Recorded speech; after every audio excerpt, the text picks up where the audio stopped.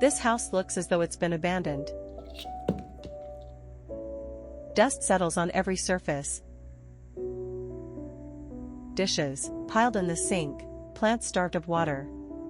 It's as if no one has been living here for months. Which lines up with the release of a particular video game.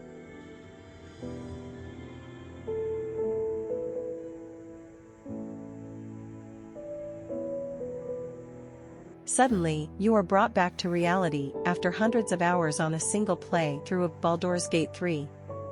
You are no longer on an adventure saving Baldur's Gate.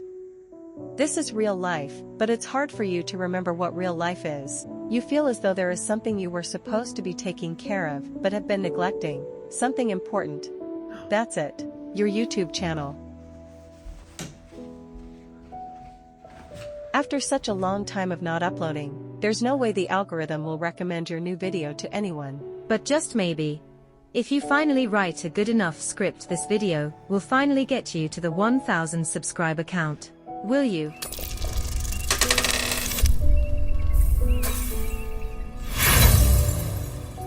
You won't. But gamers need to hear your opinion on Baldur's Gate 3. So you go ahead and start writing a script anyways. Baldur's Gate 3 is amazing. It borrows the best aspects from some of my favorite games in the past and combines them expertly. Likeable characters, fascinating lore, an engrossing story, and it even managed to make turn-based combat interesting and enjoyable. In a generation of games that seem to have stagnated, only making progress in graphical fidelity or map size or monetization strategies, Baldur's Gate 3 stands out as a game that finally pushes its genre forward.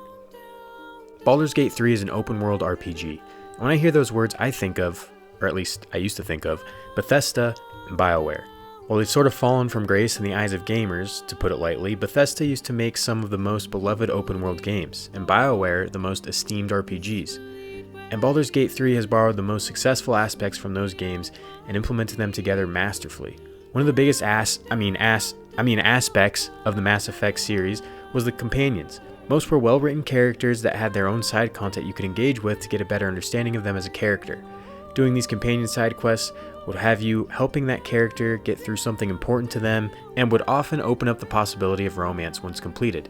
The characters were interesting, likable, well-written, would react to events that happened during missions that you took them on, could die if you made the wrong choices, and were much more successful at earning the player's investment in them compared to something like the companions in Fallout.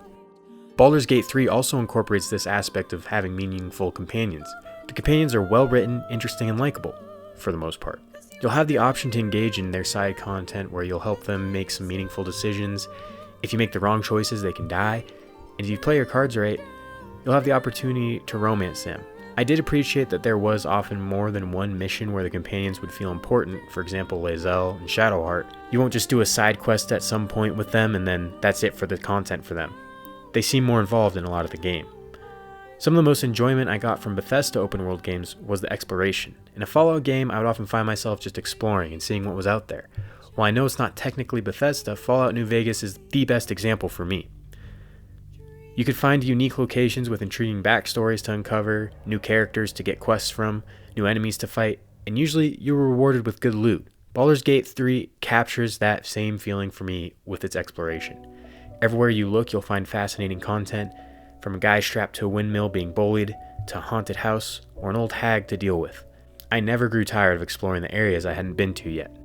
But that's not to say everything that this game does right is borrowed from some other big successful game. You know what really sucks and is boring and lame? Turn-based combat. Except for in this game.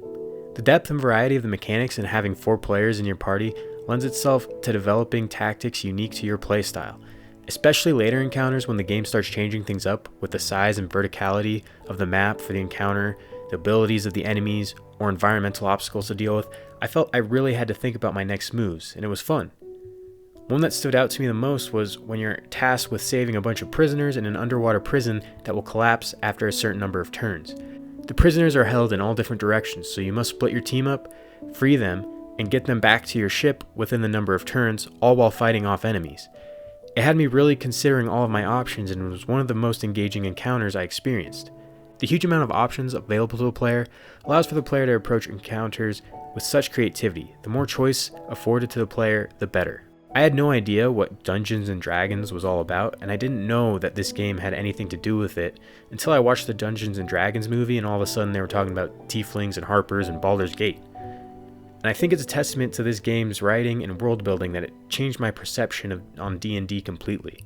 This game benefits from being able to use the established lore from that universe, but also builds on it by creating its own characters and storyline, all of which was a thrill to experience.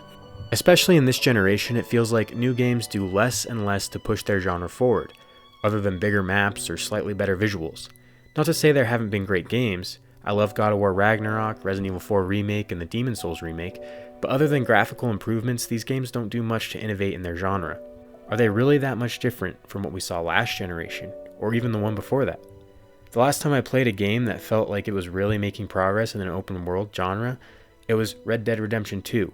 The beautiful world, great storytelling, and attention to detail everywhere, from being able to speak to every NPC, to the wildlife, to the horse balls, it all culminated in a more immersive open world experience than anything I had played before. Look at other recent open world games, Starfield, Spider-Man 2, or anything from Ubisoft. Even if they have some of the best graphics or procedurally generated planets to visit, when it comes down to actually playing the game, they feel so similar to what we've been playing for over a decade now.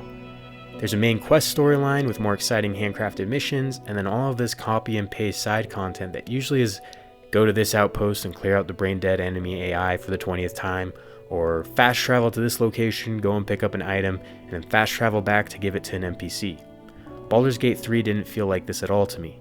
I really enjoyed the way they handled the open world, with it being broken up into different maps as you progress through the game, where you aren't able to return to regions from previous acts. The maps were designed in such a way that exploration never felt too far out of the way of the main storyline and mixed well with the player's progression.